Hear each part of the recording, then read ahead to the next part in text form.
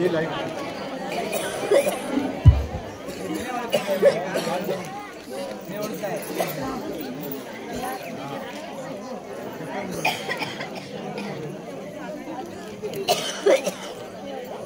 Hello Dinanath, ये सदा ये. आज तू यावं असं वाटतच होतं मला. का रे? नाही रे, सहज म्हटलं काही काळ ही मोठेपणाची धूल उतरवून गप्पा मारत बसावत असतो. अँड यू नो, उभ्या आयुष्यात एकच दोस्त आहे, अँड दॅट्स यू. दीनानाथ, आज खूप दिवसांनी तुला असा मन मोकळेपणाने हसताना पाहिलं बघ.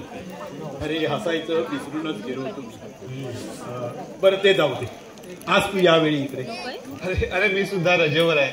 रिटायरमेंट पूर्वीची सक्तीची रजा. माझी सुद्धा मुदत संपत आली रजेची रजा.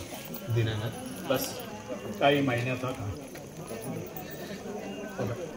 सदा मी मारणारा नाही घाबरलो. मला खात्री आहे की दारात येण्यापूर्वी मृत्यूला देखील मला विचारावं लागेल की मी आज येऊ का. पण काय दीनानाथ? सदा सदा मी ज्यांच्यासाठी हे सर्व केलं, ज्यांना सर्व काही दिलं, ती माणसं माझ्या मृत्यूच्या कल्पनेने सुखावलीत सदा. दीनानाथ, दीनानाथ, मला याची कल्पना आहे. अरे अरे पण ती का सुखावलेत? कारण त्यांना मोकळेपणा मिळणार आहे. हवं ते करण्याचं, हवं तसं वागण्याचं स्वातंत्र्य मिळणार आहे म्हणून. नाही नाही दीनानाथ, हे कारण नाहीये. हे बघ दीनानाथ, तू त्यांना सर्व काही दिलंस, खूप दिलंस, पण त्याऐवजी थोडस प्रेम दिलं असतंस ना, अरे तरी सुद्धा ती सुखी झाली असती रे. अरे पण मी हे कुणासाठी कमवत होतो? मुलांसाठीच ना. अरे पण तू हे तुझ्या मुलांना कधी सांगितलंस? तुझ्या मनातलं ते कसं ओळखणार? मी तसं सांगू शकलो नाही. कारण ज्या वातावरणात मी घडलो ते वातावरण मला मी विसरूच शकत नाही. ती शिस्त, तो कठोरपणा. तू तुझ्या मुलांवर लादलास तुझ्या लहानपणीचा सूड घेण्यासाठी, समजलं? सदा निदान तू तरी मला समजावून घे. अरे त्या शिस्तीमुळे, त्या कठोरपणामुळे हा आजचा दीनानाथ दिसतोय तुला. सदा सदा तुला आठवतं त्यावेळी मी फक्त 8 वर्षाचा होतो. आई नव्हती. आईचं प्रेम काय असतं ते देखील अनुभवलं नाही मी. वडिलांबरोबर मोठा झालो. वडील देवळात पुजारी होते. सकाळी 5ला काकड आरतीला घेऊन जायची मला. नंतर संध्या ती झाली की घरची देवपूजा, नंतर अभ्यास, फक्त गोड पाण्याबरोबर. रोज गीतेचा एक अध्याय पाठ करून घ्यायचे माझ्याकडून. सदा सदा एक दिवस माझ्याकडून गीतेचा अध्याय पाठ झाला नाही म्हणून रात्रभर उपाशी ठेवलं होतं मला त्यांनी घराबाहेर.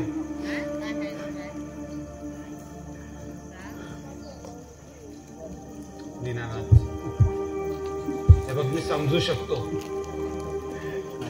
वहिनी समजू शकतात. नाही सदा, मला कुणी समजू शकत नाही आणि समजावून घेऊ देखील शकत नाही. कारण त्या सगळ्यांच्या दृष्टीने मी माणसाचं कातडं बांगरलेला सैतान आहे. दीनानाथ, अरे दीनानाथ, तुला संधी मिळाली होती तुझ्या त्या उरलेल्या दिवसांचं सोनं करण्याची, पण दीनानाथ, तू अश्रूंची अपेक्षा करतोस? अरे कुणी सांगितलं तुला?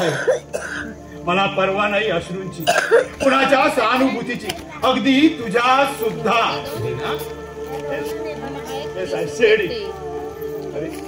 अरे सूर्याला सुद्धा सावलीची सोबत नसते.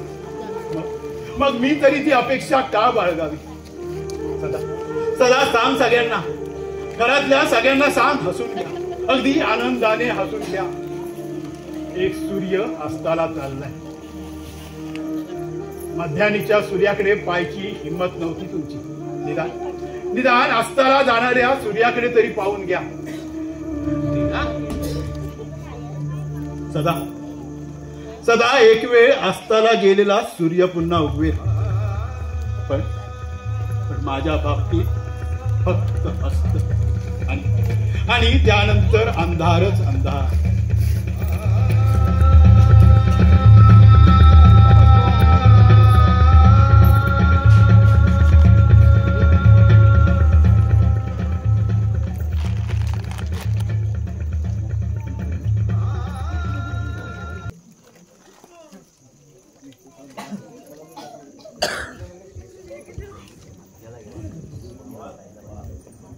भिकोबा, ए भिकोबा. काय बाईसाहेब? अरे हे आले नाहीत का अजून? नाही आलेत. बरं जरा बाहेर जाऊन बघतोस का रे? होय बाईसाहेब. अजून नाही ते इतका वेळ ते होत नाही यांना. नाही म्हणजे हे बरं आहे, स्वतःची काळजी घ्यायची नाही आणि दुसऱ्याला मात्र काळजीत पाडायचं.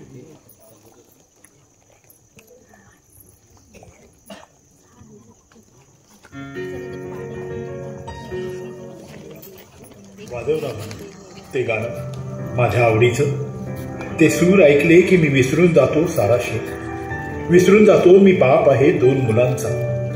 गॅदरिंग मध्ये पियानोवर वाजवलेलं ते गाणं मी ऐकू लागलो की सारे क्षण सजीव करतात हे सूर. वाजव ना म्हणून वाजव.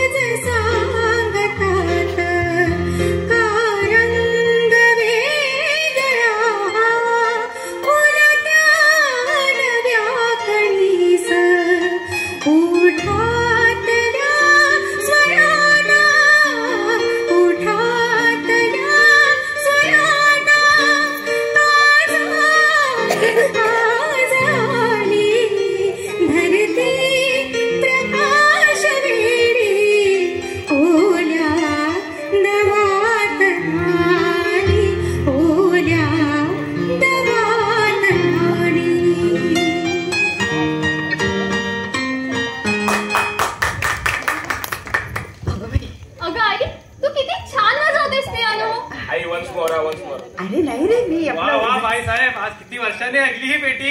अरे भिकोबा, पियानो नाही जमायचं म्हणायला. अरे अगं आई, आई तू वाजव ना ग. अगं नाही. अगं अगं असं आपल्याला कसं वाजवून जाते. काही सूर काही खास माणसांसाठीच असतं. काहीतरीच काय. मग वाजव बाई, वाजव. चल अरे अगं वाजव वाजव नाही. ना. बस हसायचं नाही. हा नाही असं नाही, असू नको. वाजव.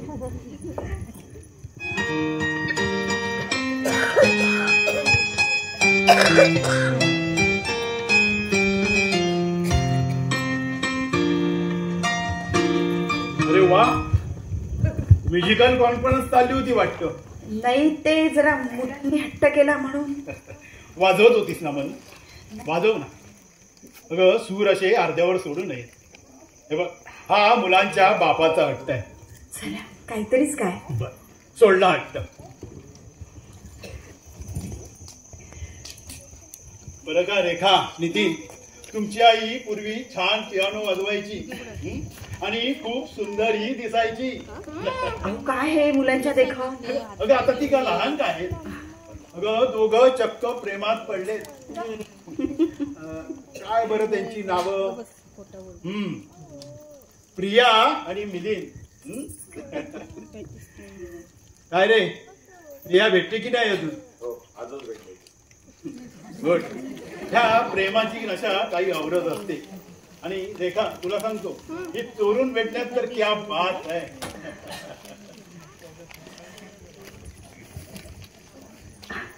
रेखा, तुझी आई लग्नापूर्वी मला अशीच चोरून भेटायला यायची. काय हो, आठवत आहे ना. इश्श, तुला सांगतो रेखा, बाईला इश्शा म्हणायची लाज वाटू लागली की समजावं बाईचं तारुण्य ओसरलं. पण बाबा, आमच्या कॉलेजमध्ये ना एक लेडी डॉक्टर आहे. अहो त्या कधी लाजतच नाही. बाईने असं निर्लज होऊन कसं चालेल. हे बघ, त्याला कुणाच्या तरी प्रेमात पडायला सांग. हा, फक्त डॉक्टर मिलिंद वगळून. काय बाबा. आणि काय तू एवढी तयार होऊन कुठे चालले. एअरपोर्टवर. डॉक्टर मिलिंद यायचंय नाही का. बाबा तुम्हाला कसं माहित. अगं तो बदली होऊन जाणार हे ज्याला कळतं त्याला तो परत कधी येणार हे देखील कळू शकतं. बाबा म्हणजे तुम्ही हे. येस बेटा, येस. हे बघ, जाताना माझी गाडी घेऊन जा. आणि हे बघ, दीनानाथांची मुलगी त्यांच्या जावयाला रिसीव्ह करायला जाते. ठीक आहे, त्यालाही कळलं पाहिजे. थँक्यू बाबा. आणि रेखा, आजच मी तुझ्या आर्ट स्कूलच्या प्रिन्सिपलना भेटून आलोय. You can get admission. नाही नाही नाही, नको बाबा. का ग. मेडिकल कोर्सच ठीक आहे. नाही, डॉक्टर मिलिंद आहे नाही का तिथे. काय बाबा. बरं रेखा, गाडी वेळेवर घेऊन ये. हो. आम्हाला पिक्चरला जायचंय. आणि हे बघ, तुझ्या आईने अजून मिलिंदला पाहिला नाही. एखाद्या दिवशी घेऊन येते ना. हो येते. चला येते बाबा, येते. थँक्यू बाबा.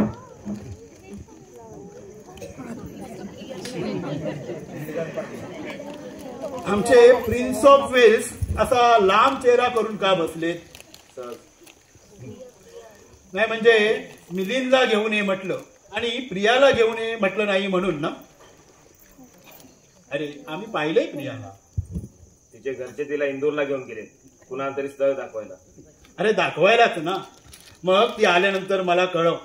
आणि हे बघ, मी तिच्या काकांना जाऊन भेटणार आहे. आणि नितीन, तुला लॉ आवडत नसेल तर तू सोडून देऊ शकतोस. You go for engineering. Really mini. Yes yes बेटा, I really mean it.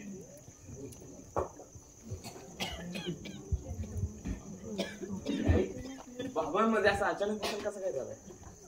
Nitin, अरे तुझ्या बाबाचा स्वभाव ना पहिल्यापासूनच असा आहे. पण आता मध्यंतरी कुठलं सावट यांच्यावर पडलं होतं कोण जाणे.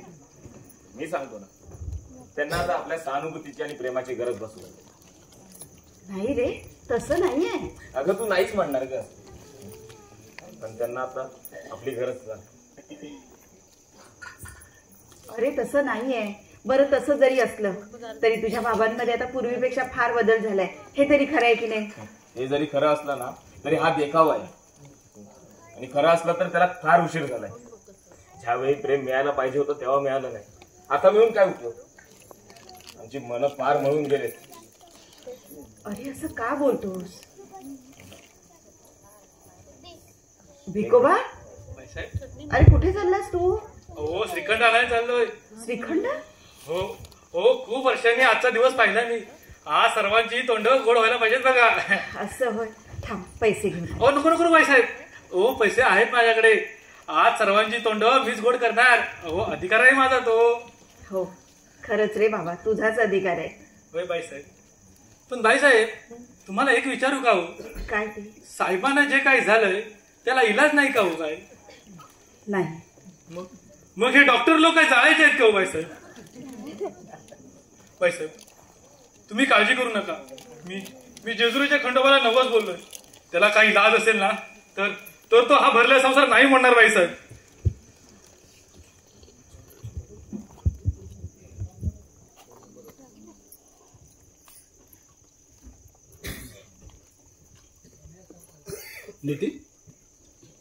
नितीन तू अजून इथेच? अरे मला वाटलं ती गुड न्यूज द्यायला स्टेशनवर गेला असेल प्रियाला. नितीन नितीन नितीन अजून राग गेला नाही का रे बापावरचा? मला माहिती मी खूप त्रास दिलाय तुम्हाला. तुमची मन जाणून नाही मायेचा स्पर्श प्रेमाचा शब्द माझ्याकडून तुम्हाला नाही मिळू शकत. नितीन हे जेव्हा कळलं तेव्हा फार उशीर झाला होता रे.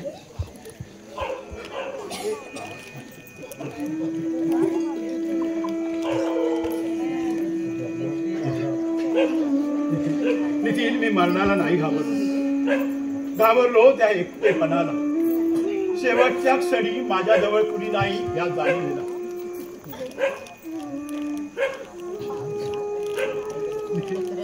नितीन निवडुंगाचे फक्त काटे दिसतात रे जगाला, पण त्या काट्यांमुळे फळा फुलांचं होणारं रक्षण नाही दिसत कुणाला.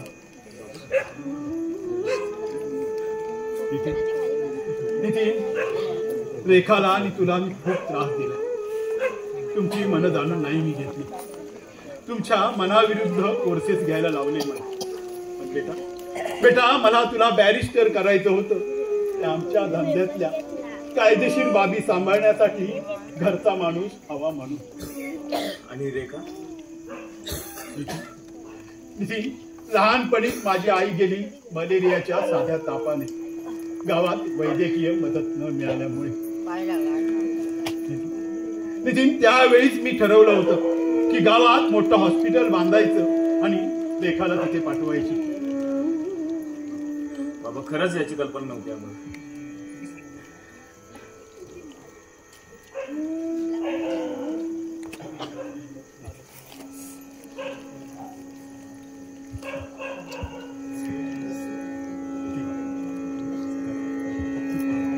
फार थोडे दिवस राहिलेत माझे. त्या थोड्या दिवसात मला फार काही करायचं जे जे इतक्या वर्षात मी नाही करू शकलो ते. असं नका ना बोलू. अरे बोललो नाही तरी घडायचं ते घडणारच आहे.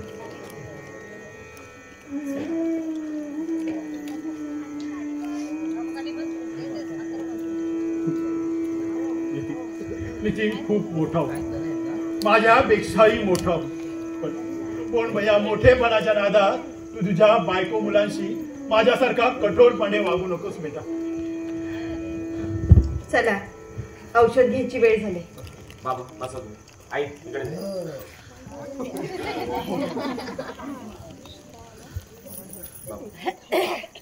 काळजी नाही औषध.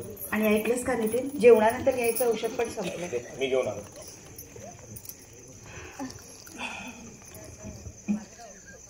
चला आता वर ना. अनु आता विश्रांती साठी सुद्धा या सोनेरी क्षणातला एकही क्षण दवडायला मी तयार नाही. म्हणून मगाशी मी एक गोष्ट विसरूनच गेलो. कुठली हो?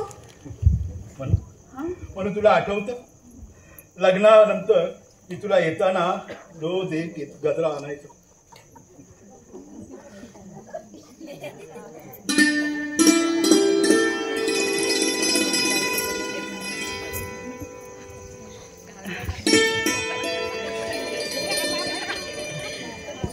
काय आहे? कुणी पाहिलं तर काय म्हणते?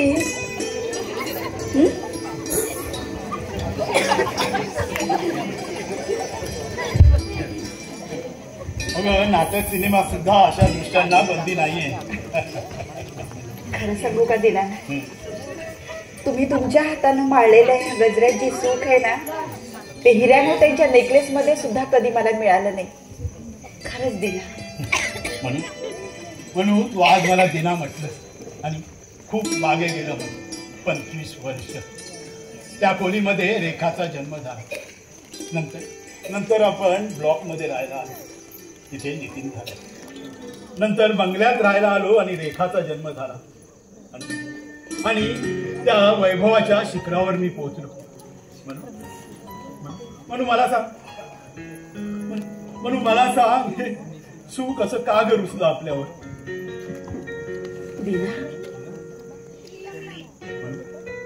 म्हणून आपली बछडी गेली त्या दिवशी मी वर खोलीत गेलो आणि खोलीचं दार बंद करून पोटभर रडून घेतलं आपल्या बछडीचं. म्हणून मला सांग माणूस का ग एवढा मोठा होतो की त्याला 4 चौघात सुद्धा रडायची लाज वाटू लागते? म्हणून हा पियानो पाहिला, म्हणून हा पियानो पाहिला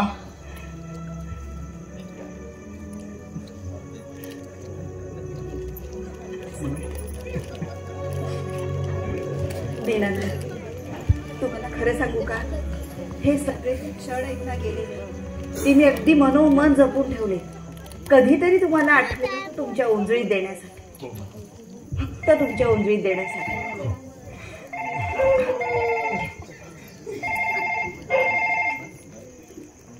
हॅलो दीनानाथ या. कोण? काय झालं? अगं रडून कसं कळेल मला काय झालंय? कोण रडतंय? काय? हे बघ तू घाबरू नकोस, मी आलोच तिथे. काय काय झालंय? काय कोण रडतंय? काय झालंय? म्हणून मिलिंद ज्या प्लेनने येत होता त्या प्लेनचा अपघात झालाय. अरे देवा, आता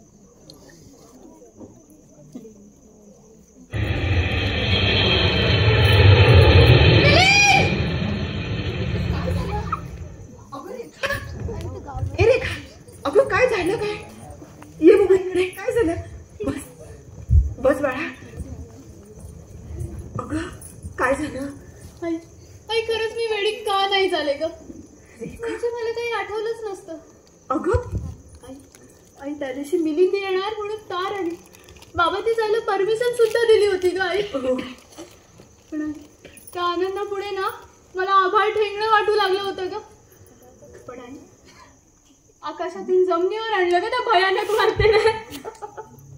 रेखा शांत हो बाळा. ओठाजवळ आलेला सुखाचा पेला काढून घेऊन काय साधलं का देवाने? काय साधलं? रेखा अगं मला कळतंय ग, तुझं दुःख अगदी सांत्वनाच्या पलीकडे.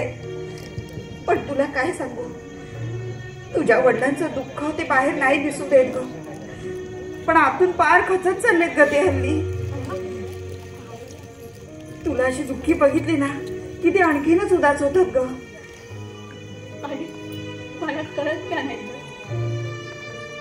साध्या जखमेवर कपडी धरायला सुद्धा काही दिवस जावे लागतात. तू नको काळजी करू, शांत राहा बघू. माझ्यामुळे बाबांना त्रास होणार नाही होणार त्रास. शाणी माझी बाई, माझ्या नशिबाचे भोग मलाच भोगावे लागतील. आई शांत मी भोगे नसतात लोकांना. शांत हो बाबा आले.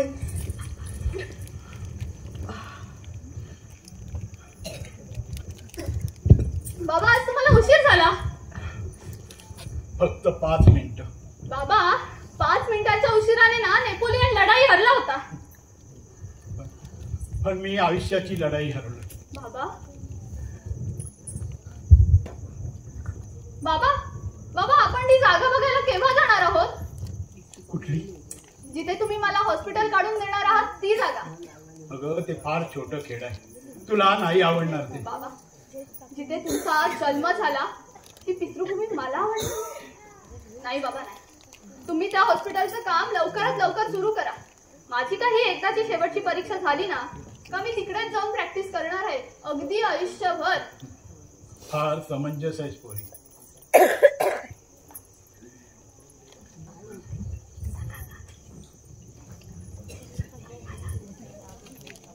Hello. Good evening uncle. Good evening. नाही म्हटलं तुम्ही मोकळे कसे काय? म्हणजे गुन्हेगार सुधारले का पोलीस कंटाळले? काका तुम्ही बसा बाबांशी गप्पा मारत, मी त्यांचं औषध घेऊन येते. बरं ये. चला बस.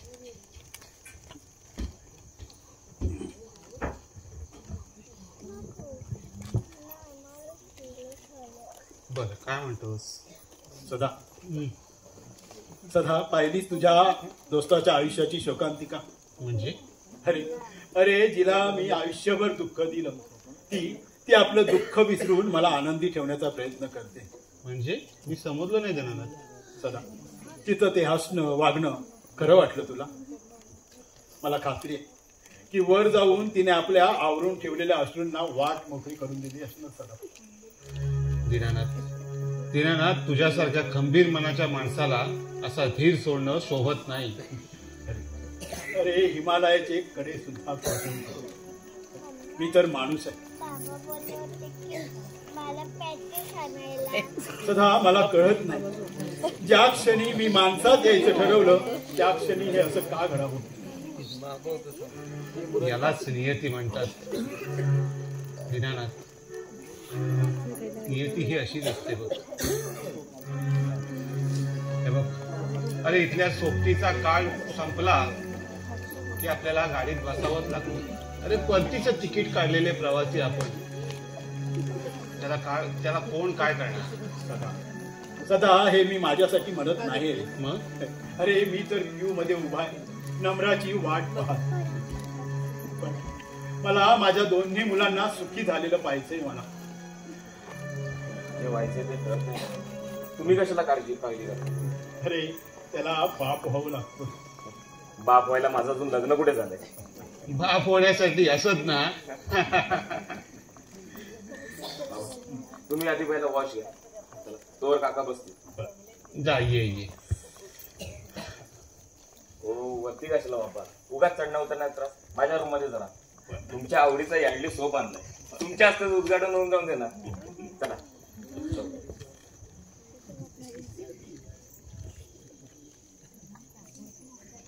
अहो मी काय भाऊजी तुम्ही केव्हा आला?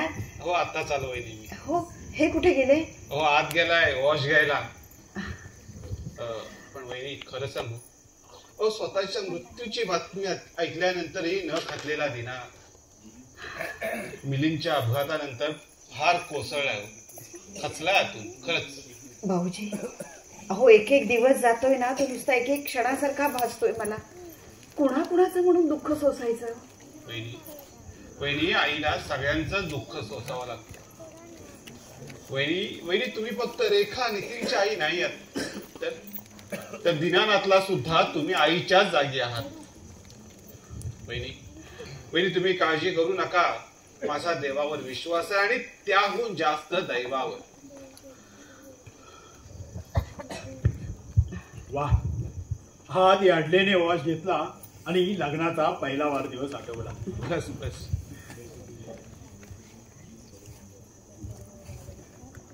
नितीन तुझ्या आईने मला आवडतात म्हणून 3 वड्या आणल्या होत्या मला प्रेझेंट म्हणून.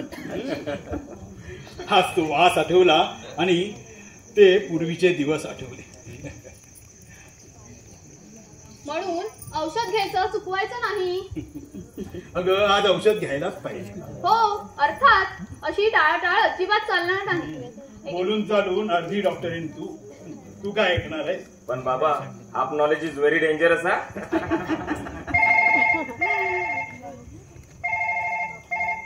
हॅलो एक मिनिट. रेखा कोण आहे?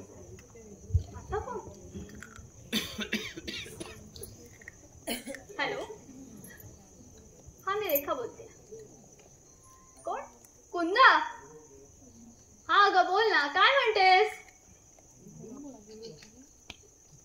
पत्र आलंय. कुणाचं पत्र आलंय? कुणाचं पत्र? मिलींचं आलंय पत्र. मिलींचं? अगं अगं वाचून दाखव ना तू पत्र. बरं बरं, मोठं आहे पत्र. हो ठीक आहे मी तुझ्या घरी येते. हो आत्ताच येते. हो ठेवते. काय ग? अगं कुणाचा फोन होता? अगं आई कुंदाचा फोन होता. मिलिंदच्या मावस बहिणीचा. मिली सांगत होती अगं मिलिंदचं पत्र आलं ही सेफ. मिलिंदचं पत्र आलंय? त्या विमानात मिलिंद नव्हता? अरे नव्हता. त्याची तब्येत बरी नव्हती म्हणून त्या विमानाने तो आलाच नाही. अरे त्याने तिकीट कॅन्सल केलं होतं. अरे वा नशीब. अगं पण त्याने तुला का नाही पत्र लिहिलं? कारण माझ्या भीतीने. खरं ना? आई आई मी जाऊन येऊ का ग कुंदाकडे? बाबा बाबा येते ना मी. हो हो जा. फक्त पत्र झालंय, एवढी घाई कशाला? अरे नितीन चल. पोरगी खुश झाली खरंच. सदा हा दिवस असा उजडेल असं वाटलं होतं मला. बाबा मी पण जरा पुन्हा आले वाटतं. पुन्हा नाही प्रिया. येतो मी घर.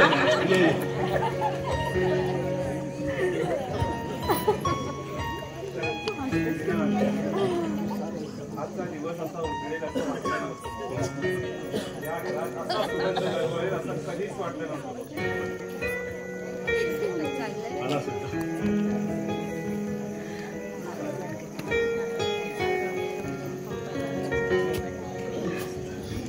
भाऊजी तुम्ही आता जेवणच जाणार ना? सगळं विचारतेस काय? जेवणच जाणार तो काय रे? खरंच रागावू नका. नक्की घेऊन गेलो असतो. हो पण आज मीटिंग आहे स्पोर्ट क्लबची आणि ती मला अटेंड करायला. हे तुमचं नेहमीच आहे हा भाऊजी. वहिनी प्लीज तुम्ही खरंच रागावू नका. हे बघा उद्या नक्की नक्की. बरं दिनानाथ येतो मी. Good night. Good night. आणि हे बघ डायरीत नोंद करून ठेव.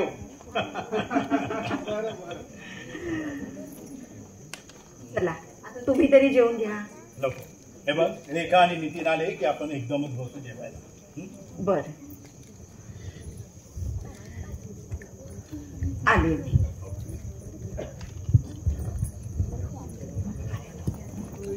नमस्कार दिनानाथराव. नमस्कार म्हटलं.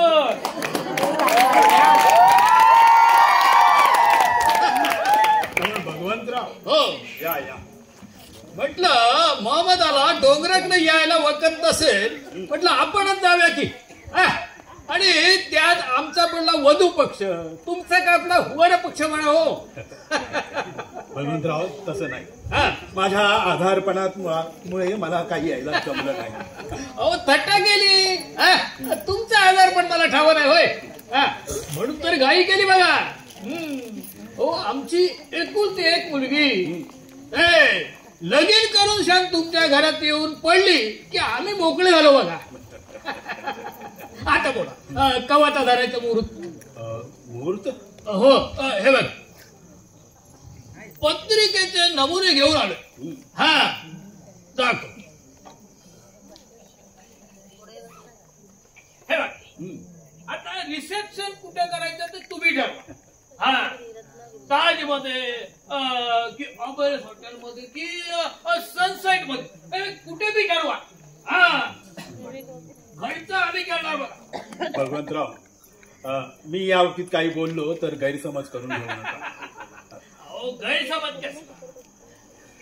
व्याही तुम्ही आमचे. बोला. भगवंतराव हे लग्न रद्द केलं तर नाही का चालणार? म्हणजे आमची थट्टा तर करत नाही ना तुम्ही? नाही भगवंतराव मी कबूल करतो की मी आपणाला वचन दिलं होतं. पण भगवंतराव मला या वचनातून मोकळं केलं तर मी आपला जन्माचा ऋणी राहील. अहो तुम्ही लाख ऋणी व्हाल हो. पण आमच्या निश्चित काय मुलीचा घरा नाही की आमचा. होय मग मला सगळं मान्य आहे भगवंतराव. पण मुलांच्या इच्छेपुढे आयुष्यभर सावकाच्या इच्छेपुढे चालणार तुम्ही. मुलाचा काय ओळखत नाही होय तुम्हाला? भगवंतराव, तो दीनानाथ संपलाय आता. हे बघा, हे तुम्ही एंगेजमेंट जाहीर करण्यापूर्वी कळायला हवं होतं तुम्हाला. ही सारी नाटकं तुमची कळतायत बघा मला. भगवंतराव, हे नाटक नाही. खरंच सांगतो, आमच्या मिलिंदला हे लग्न मान्य नाही. त्याचं दुसऱ्या मुलीवर प्रेम आहे भगवंतराव. आता अहो, इतके दिवस आपला पोरगा कुठे शेण खायला जातो ठावा नाही तुम्हाला? भगवंतराव, नाही कळलं मला. कारण इतके दिवस मी स्वतःच्याच प्रेमात होतो, स्वतःच चुकत होतो. हो, पण तुमच्या चुकीचं प्रायश्चित्त आम्हाला का? विनायकराव, हा तुमचा आणि तुमच्या मुलाचा प्रश्न नाहीये, कळलं? हा माझ्या मुलीचा एक जीवन मरणाचा प्रश्न आहे बघा. आणि हे लग्न जर मोडलं ना तर गावात तोंड दाखवायला नको आहे मला. आणि तुमच्या धाकट्या मुलीने जे केलं ते माझ्या पोरीने करावं असं वाटतं की काय? नाही भगवंतराव, हो मी समजावीन तुमच्या मुलीला. माझ्या मुलीला समजावपेक्षा सौताच्या पोराला समजावं की. तुम्हाला समजावून मी समजणार नाही भगवंतराव. मला मान्य आहे, मी माझ्या मुलाच्या मनाविरुद्ध हे लग्न ठरवायला नको होतं, एंगेजमेंट जाहीर करायला नको होते. त्यासाठी तुम्ही द्याल ते प्रायश्चित घ्यायला मी तयार आहे भगवंतराव. प्रायश्चित्त म्हणजे पैसा नवा? अहो, तो रक्कड आहे माझ्याकडे. तुमच्या पोराला म्हणजे बघा, जावं याला पैशात होरून ठेवून बघा.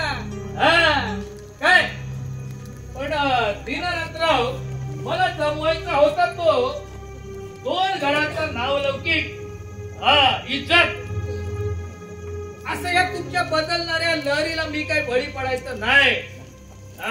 आणि लक्षात ठेवा, तुमच्या कर्मानं मी पण एक उद्योगपती आहे. भगवंतराव, मी मान्य करतो. भगवंतराव, मी आजपर्यंत इतका लाचार कधी कुणासमोर झालो नाही, पण आज झालो. माझ्यावर दया करा, मला माफ करा. वाटलं तर मी आपली जाहीर माफी मागतो भगवंतराव. बाबा, कुणापाशी द्यायची याचना करते? आणि कुणासाठी? माझ्यासाठी नाही बाबा. तुम्हाला अशी मी एक द्यायची वस्तू कधीच होऊ देणार नाही, आणि मला ते आवडणार पण. ज्या ताट मानेने आयुष्यभर जगलात ना, त्याच ताट मानेने अखेरपर्यंत राहा. बाबा, तुमच्या व्यायांना सांगा, त्यांच्या मुलीशी लग्न करायला मी तयार आहे. अरे पण प्रिया? कोण प्रिया? माझ्या वडिलांच्या प्रतिष्ठेसमोर, या घराच्या नावलौकिकासमोर कोण आले? आपण दिला शब्द पाळला नाही. या कल्पनेच्या आनंदात तुमच्या डोळ्यातील समाधानाची एखादी छटा पाण्यासाठी मी आयुष्यभर दुःख सोसायला तयार आहे बाबा. आयुष्यभर दुःख सोसायला तयार आहे.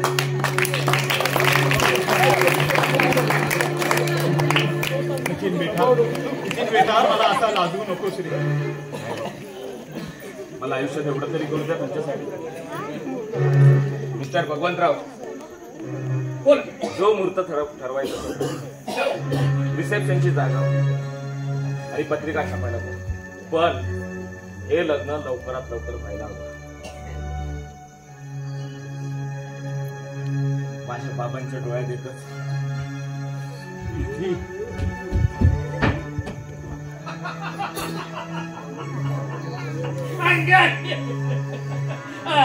दीनानाथराव, तुमच्या पोरानं परिस्थिती सोडविल्या बघा.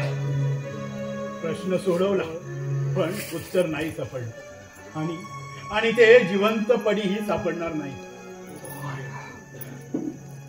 बर, आता लवकरच पुढची काम उरकूया लग्नासंबंधी. येऊ. बर, तुम्ही विश्रांती घ्या आणि वहिनी साहेबांना सांगा मी येऊन गेलो. बर.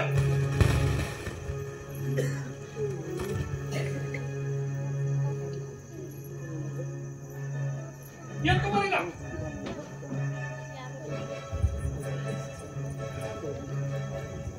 दीनानाथ, ऐकलंय मी सगळं. ऐकलंच ना तू हे? म्हणून ज्या मुलांना मी इतके वर्ष त्रास दिला त्या मुलांना मी ओळखू शकलो नाही. म्हणून माझा नितीन माझ्या सुखासाठी प्रतिष्ठेसाठी लग्नाला तयार झाला. रेखा आपलं दुःख विसरून माझ्या समाधानासाठी त्या छोट्याशा खेड्यात राहायला तयार झाली. मला खात्री आहे की मी नुसतं सुचवलं तरी मी सुचवलेल्या मुलाशी ती लग्न करायला तयार आहे. पण मी तसं ते करणार नाही.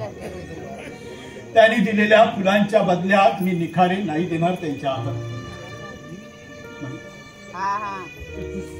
म्हणून आज मला सूर सापडले, खऱ्या जीवनाचा सूर. म्हणून आजपर्यंत मला सगळं काही मिळालं. हा जिव्हाळा हा धन्य झालं म्हणून मी धन्य. म्हणून वाजव ना ते सूर. ते सूर खूप वर्षांनी मला ऐकू दे. ज्या स्वरांनी तू मला बांधून ठेवलं ते स्वर ऐकता ऐकता मुक्त होऊ दे मला. वाजव मन.